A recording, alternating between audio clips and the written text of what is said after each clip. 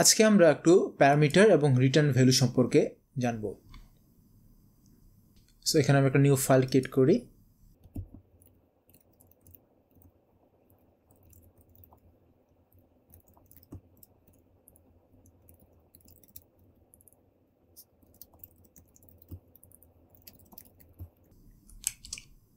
So প্রথমে আমরা একটা ফাংশন ডিক্লেয়ার করি এখানে।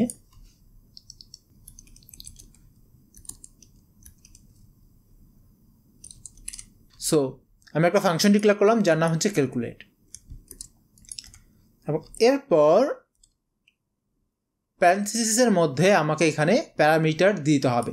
আমি এই ফাংশনে যতগুলো ডেটা বাইরে থেকে নিয়ে আসতে চাই সেগুলো আমাকে এখানে দিয়ে দিতে হবে। এটা হচ্ছে ফাংশনের একটা ইনপুট।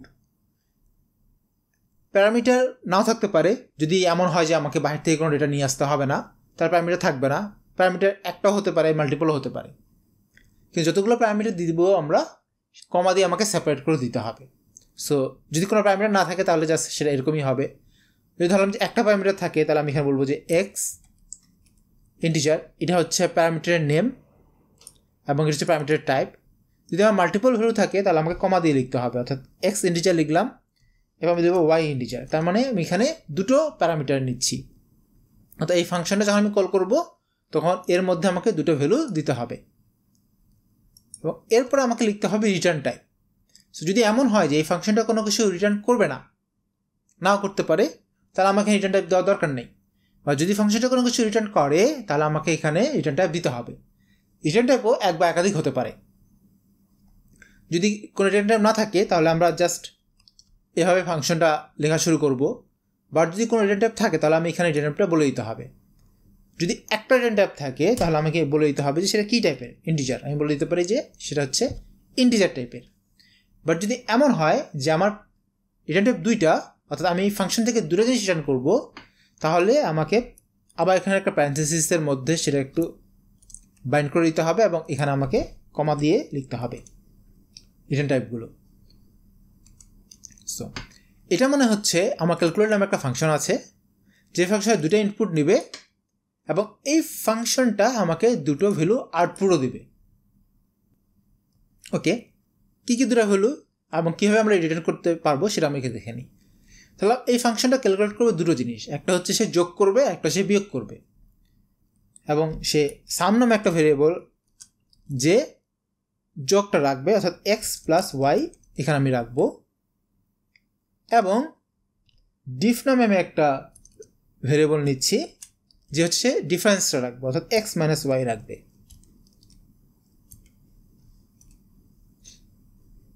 ওকে, এবং আমি এই দুটো ভ্যালু রিটার্ন করব। যেহেতু আমি অলরেডি বলেছি যে এই ফাংশনটা দুটো ইন্টিজার রিটার্ন করতে পারবে, সো আমি এখানে রিটার্ন করে দিতে পারি সাম অ্যান্ড ডিফ। ওকে, যদি আমার কোনো রিটার্ন না থাকতো তাহলে আমি শুধুমাত্র জাস্ট বলতাম যে রিটার্ন। বাট যেহেতু আমার দুটো ভ্যালু রিটার্ন করতে হবে, দুটো ইন্টিজার, সো আমাকে এখানে কী কী ভ্যালুগুলো আমি রিটার্ন করবো সেটা আমাকে এখানে বলে দিতে হবে।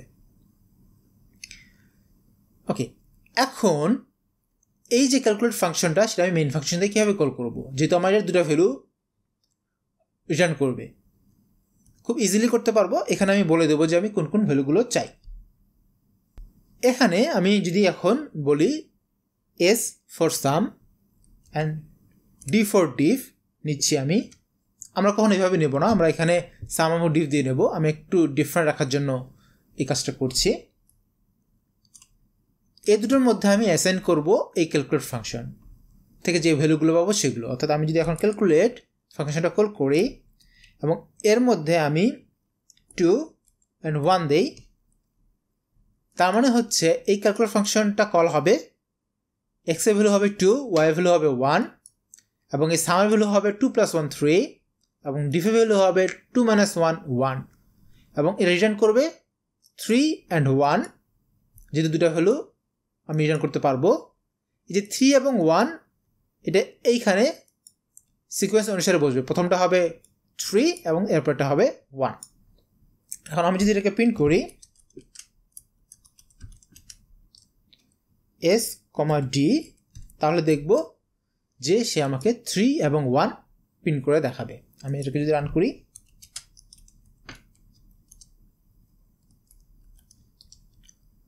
দেখবো যে 3 এবং 1। গোতে আমরা আরেকটা কাজ করতে পারি, এই ফাংশনটাকে একটু আলাদাভাবে ডিফাইন করতে পারি। আমি এটাকে একটু কমেন্ট করে রাখলাম এবং যেহেতু আমি সেমটাই কাজ করবো আবার কপি করলাম।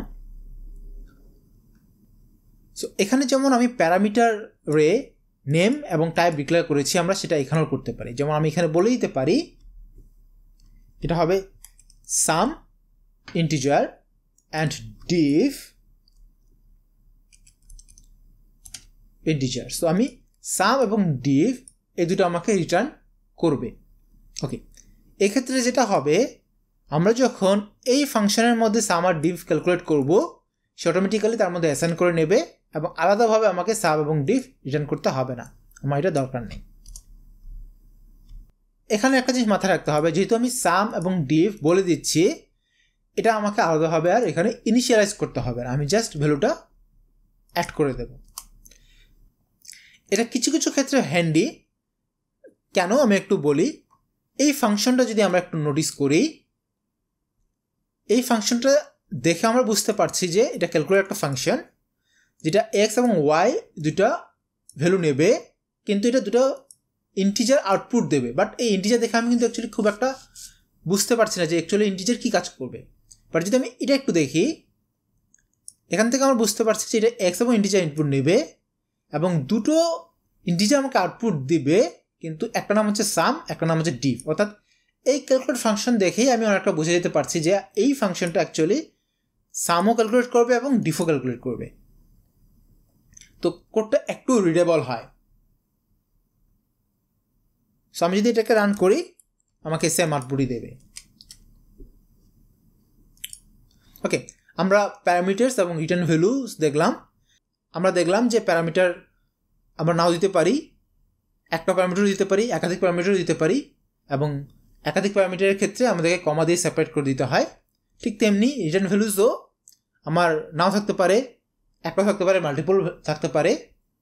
আমরা আবার একটা দেখলাম যে রিটার্ন ভ্যালুস যখন আমরা লিখি তখন আমি বলে দিতে পারি যে রিটার্ন ভ্যারিয়েবলের যে নামটা সেটা কী হবে, যেন আমাদের কোডটা একটু রিডেবল হয়।